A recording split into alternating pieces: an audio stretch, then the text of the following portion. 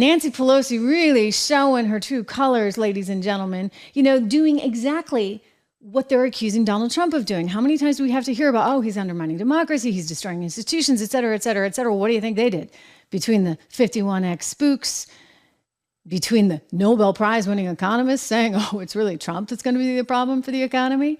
And then with the knocks on the Supreme Court, they're trying to take down the Supreme Court. I mean, the sort of last pillar of power. They want to strip that court of its power and of its people. That's been made very, very clear. But for the former Speaker of the House to be saying it, it should be of concern now. I want to play this clip of Nancy Pelosi just in. Here she is on CNN, of course. CNN. Do you have confidence in the Supreme Court? She doesn't buy I mean, the whole Supreme Court thing. Do you have confidence in the Supreme Court? I mean, they've yet to rule on this immunity thing, all this thing about Alito and the flags and Clarence Thomas and his wife. I mean, do you have confidence in the Supreme Court? No, I think they've gone rogue. It's most unfortunate. But it's unfortunate further to see what the other justice, what happened to the Chief Justice. You heard that? So if they're trying to dismantle the court, where does that leave us? I have only to think of Venezuela, a rather recent example, back in the year 2000, which did exactly that. What did Hugo Chavez do as soon as he came to power? He installed all of his friends on the Supreme Court. He stacked the court, took hold of the government, got rid of the people he didn't like, put his cronies in there, drove the economy straight into the ground. Free handouts for all. Free handouts, free handouts, free handouts. Sound familiar?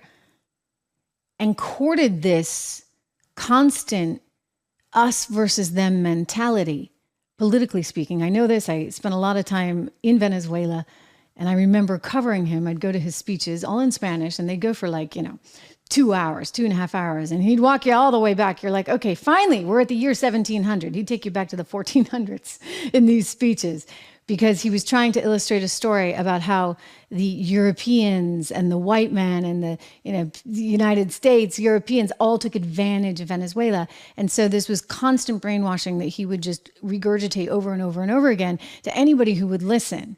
And these speeches would go on forever. Well, what did he do? He destroyed the economy. It went from the most high standard of living in all of Latin America to the worst in 20 years. Who's to say that wouldn't happen to us? If you keep opening up the border, if you keep giving out handouts, if you keep printing money, who's to say that doesn't happen to us? Again, it's why you need to go to 76 Report. It's why I created the special code, dollar. It's all it's going to cost you the first couple of months. Try it out.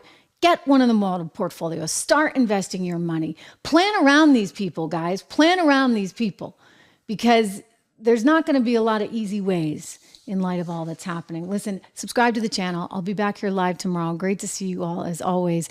And we'll continue this conversation about 48 hours away from that debate, if we can call it that. See you tomorrow.